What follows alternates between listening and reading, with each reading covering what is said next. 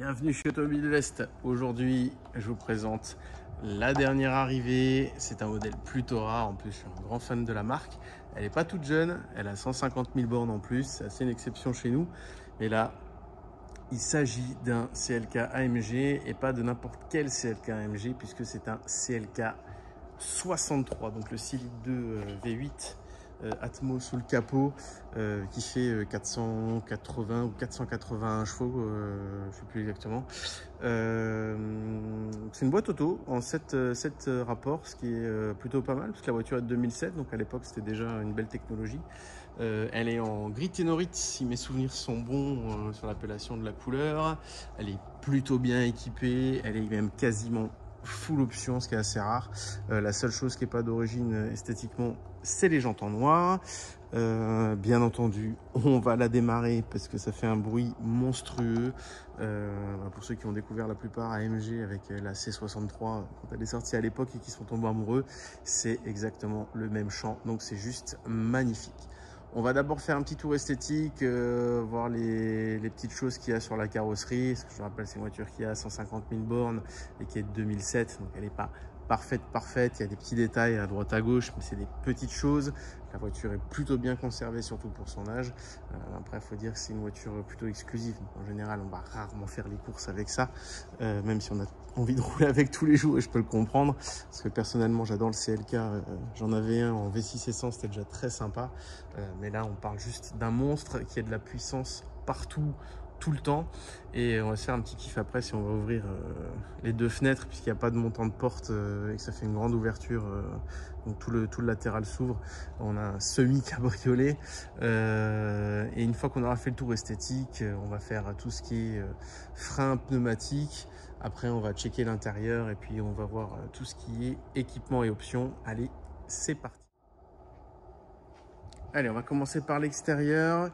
Alors, de ce magnifique 63 MG. Donc là, on est vraiment à ça du Black Series. Hein. Ça, c'est un de mes rêves.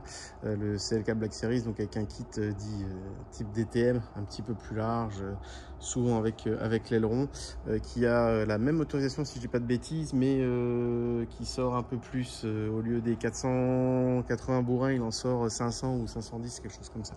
Après, esthétiquement, elle est encore différente. Mais là, on est déjà sur un 63 MG, c'est assez rare. En général, c'est des 55. Et du coup, allez, on va regarder tout ça.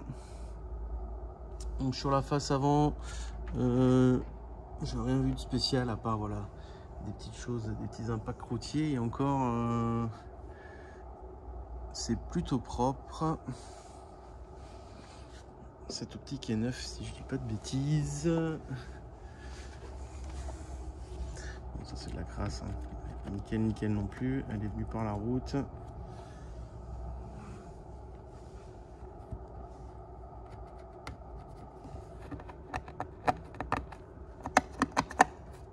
Tout ça c'est de la crasse et là sinon là, voilà on a, je sais pas si on le voit bien, on a des petits impacts routiers, hein, des petits points blancs,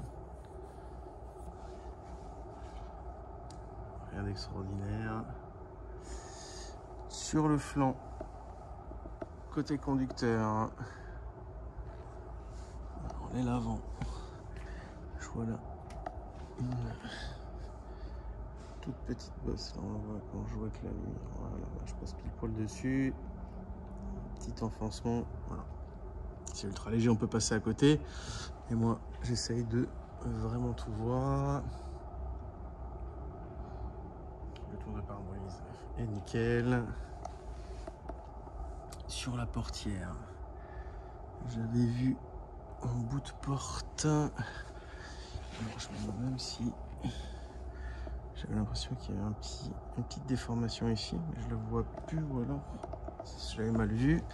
Et ici voilà, on a pareil, là, on a une toute petite déformation ici, bout de porte, la porte qui a dû taper une fois sûrement dans le garage, parce que c'est le problème, découper les grandes portières, donc il faudrait juste ici, voilà. Pareil, c'est super léger. C'est une voiture qui a 150 000 bornes, qui est de 2007, donc elle n'est pas neuve. Voilà, on voit le petit défaut, petite déformation. rien de méchant, on peut passer à côté aussi. Mais bon, on va quand même vraiment tout checker. De toute façon, une voiture de stage là, de ce kilométrage là, à part si vous avez fait une complète dessus, il y aura forcément des défauts. Et de toute façon, plus on cherche, plus on trouve. Ça va pour toutes les voitures. Alors là, il y a petite rayure, baguette arrière. Je pense que ça sort, hein, ces petites choses-là. Et ici aussi, alors ça sort aussi. Ça par contre, petite retouche.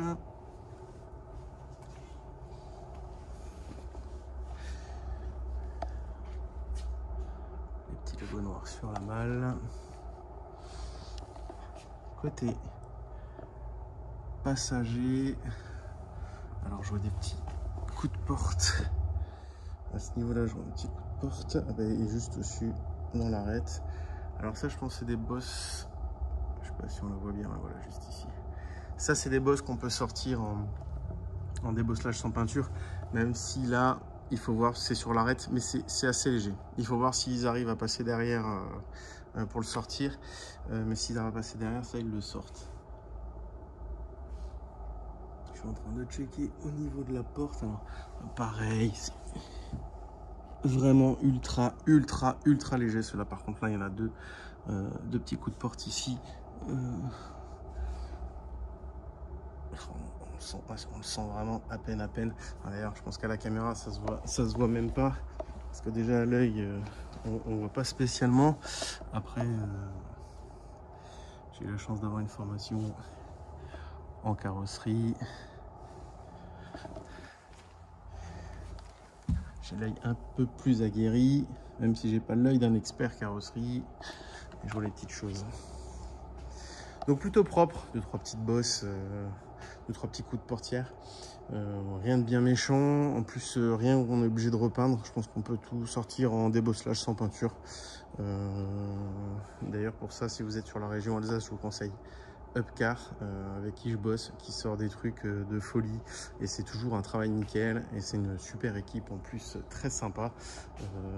Et un petit coucou à Arnaud le patron, qui est un passionné d'automobile et qui a de très belles pépites, notamment une Clio Williams que j'ai hâte qu'il termine pour essayer de lui racheter. On va continuer. Du coup, on a fait l'extérieur et maintenant on va faire tout ce qui est... bah tiens, on va ouvrir le capot et après on va checker pneus et freins. Allez. Et voilà le petit 8 Atmo. Alors très propre. Après, c'est un bloc AMG, hein, ça sointe rarement. Je parle des anciennes, hein, parce que sinon je vais voir dans les commentaires. Ouais, moi j'ai une A35, le moteur a éclaté. D'ailleurs, à savoir, hein, n'achetez jamais. Évitez les A35. Si vous pouvez, prenez une A45, beaucoup plus fiable. Alors je dis plus fiable, ça veut pas dire indestructible. Pour ceux qui ont des soucis dessus. Alors, malheureusement, ça, c'est un plastique. C'est juste immonde, mais bon, 2007. La petite plaque du monsieur qui assemble les blocs. Ça, par contre, c'est pas du plastique. Sinon, on voit tout est d'origine, traverse ainsi de suite. On voit les vis n'ont jamais été sautées.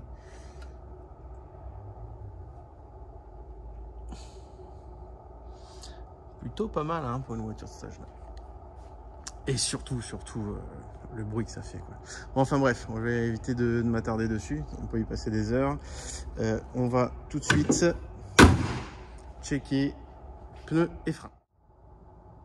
Alors on va commencer à l'avant droit. Donc dessus il y a des pneus Kumho.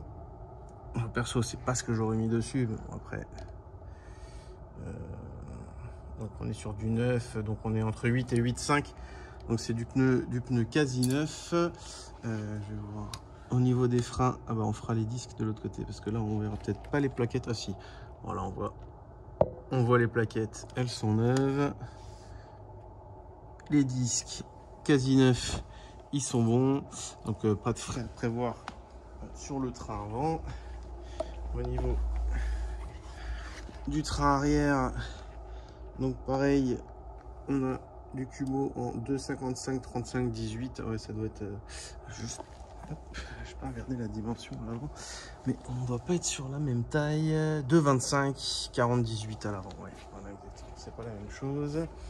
Et donc à l'arrière, on doit être, je pense, sur quasiment la même taille. Ils doivent être un tout petit peu plus usés parce que forcément c'est une propulsion, il y a beaucoup de canasson dessus, donc ça bouffe du gomard. Ouais, voilà, on est entre 6,5, 6,5 pour être au plus dur. Donc là, le pneu, il est encore au-dessus de la moitié de sa vie, donc on va dire qu'il a 60-65% neuf, donc il y a encore largement de quoi faire. Et au niveau de la jante avant, il y a un petit croc ici et un petit croc ici. Ça pareil, petite retouche, ça je peux m'en occuper, c'est 3 fois rien. Et à l'arrière, la jante est nickel. Au niveau du freinage, les plaquettes c'est neuf, donc à mon avis les disques, voilà, pareil comme devant, quasi neuf. Donc train avant, train arrière, pas besoin de prévoir ni pneus, ni disques, ni plaquettes. Tout a été fait. On va juste du coup checker l'aspect esthétique. Non, pas d'accro sur l'arrière côté conducteur. Et à l'avant gauche, rien de spécial. Alors, tout petit touchette ici. C'est pareil, retouche et on voit plus rien. Donc voilà, donc tout ce qui est entretien, c'est bon. Il n'y a rien à prévoir sur le véhicule. Il y a juste à rouler. Et donc du coup maintenant, on va checker l'intérieur. Et donc panneau de porte côté passager. Donc là, c'est une espèce de feutrine. C'est assez fragile. Et du coup, je comprends qu'il y ait 2 petits nions. Le cuir est propre après, voilà. Des petites marques. C'est peut-être même la ceinture en fermant la porte qui a dû taper.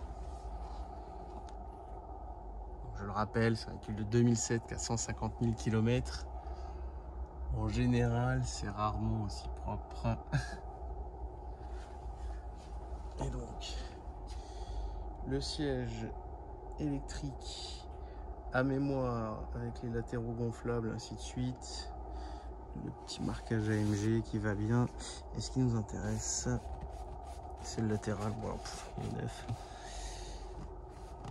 Et là pareil, et on voit même pas de traces sur les coutures. Elle est vraiment nickel. Hop. On va mettre la petite fiche prix dans le dossier en attendant. La banquette arrière, je vois rien de spécial. Ça a l'air très propre. Pas de traces dans le cuir. Moi, ça c'est de la finition, ça on fait plus aujourd'hui ça. Latéral de porte est ultra fini. Petite pièce chrome, magnifique. Au niveau du coffre, donc on a quand même un grand coffre avec banquette rabattable 2 tiers, 1 tiers. C'est plutôt pas mal pour un coupé. On fera pas de déménagement avec, mais c'est pas le but. Et enfin, le côté conducteur.